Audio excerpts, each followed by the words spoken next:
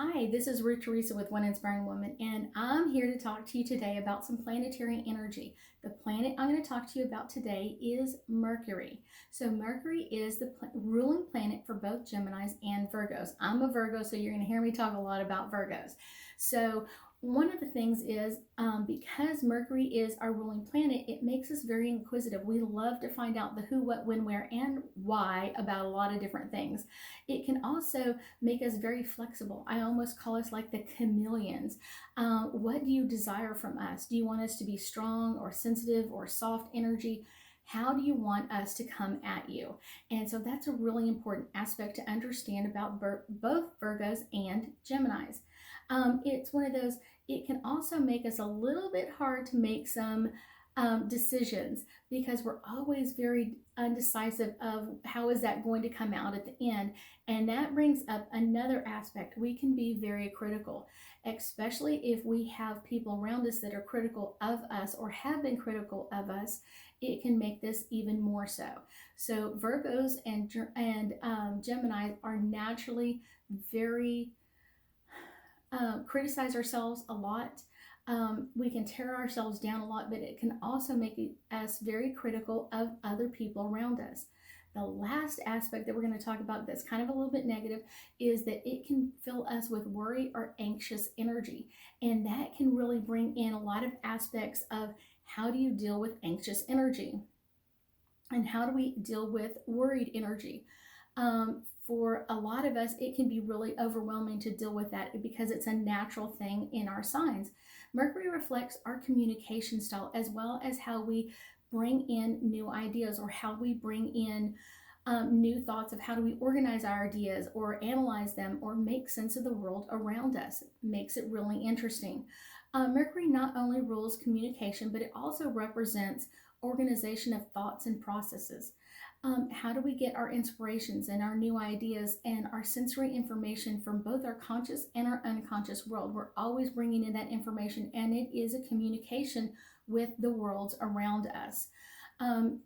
It can also be bring us to how do we organize in groups? Where do we put a person if we don't know exactly where we need to categorize them and kind of group them in our world? Are they a friend? Are they not a friend? Are they acquaintance?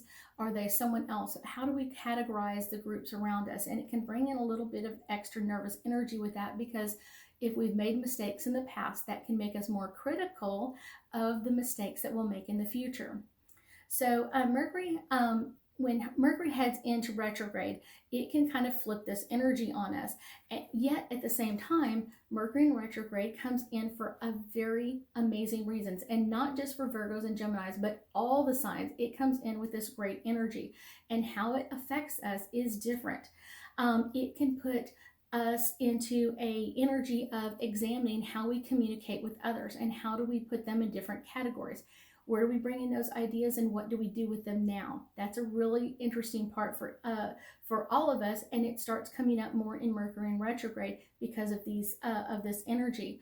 At a karmic level, Mercury retrograde does allow us to kind of open up gifts of old beliefs and old ideas and old triggers. And where are we going to put that information now? Now, during Mercury retrograde, we're going to open up this package and really, really look at what we've done in the past, what mistakes have we made, and where are we going to change or make new changes in this area. It can give us a lot of different insight into things that we've kind of always believed. And a lot of times for myself, I found that I kind of like, where did that belief system come in? Who taught me that belief system or idea? And then looking at that and deciding whether I want to keep it or if I want to toss it out. It's a really good thing to do at this time. So another natural process is Mercury in retrograde is really about amplifying our left side of our brain and bringing in new thinking or our analytical side that hasn't been always as strong. And this is why it's really great. You'll have energy coming at us when Mercury is direct or when Mercury's in retrograde, and it really does change our thinking for each side. This is just a great way to analyze our intuitive side and to make sure that if we're being triggered, that we're making the right decisions to make changes, and not only changes for ourselves, but for our whole family and our groups around us. And it really does bring in a great insight. So let me give you a couple of cards to just kind of bring in this information really quickly of what is changing for Mercury in retrograde. And Mercury is in retrograde right now. So let's pull in a card, and it's all about divine guidance. If it's coming up for you to look at and to analyze and to rethink, take that time. It's a divine guidance. That thought is coming up for a reason. Why do you feel like we need to do something differently? And really think and communicate with that idea. Where did that belief system come in, or where did that idea come from, and what can I do to change it, or do I not want to change it? It can bring in new beginnings. New beginnings are all about something really, really powerful for us, and really, really interesting of changing our old belief system and now bringing in something brand new. Our last card we're going to pull is all about signs. That's what we're talking about, is the signs of how do we choose to communicate differently. When Mercury's in retrograde, what upgrades and changes we do and kind of unpack and work through is going to give us great signs about what's coming up when Mercury goes direct. What are the changes that we need to make in ourselves, and what changes do we need to make in the people around us?